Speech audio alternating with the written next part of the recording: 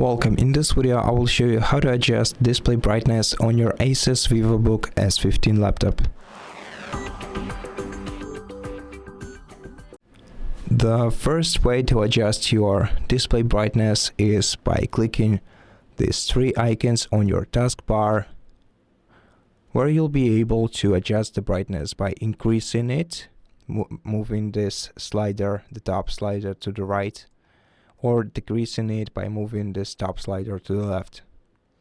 Alternatively, you can use your function keys to do the same thing, and the function keys that can change your screen brightness are F5 and F6. F5 will decrease your screen brightness and F6 will increase it. Now, if these two buttons do not change your screen brightness by themselves, that means that your primary function keys are unlocked, and to lock them you have to press Fn key and escape key at the same time.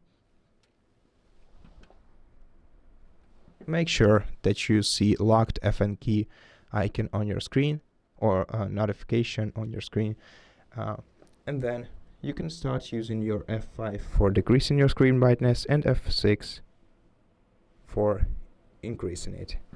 And that's how you do it. So thank you so much for watching this video. If you liked it, please consider subscribing to our channel, leave us a like in the comment below, and I'll see you in the next one.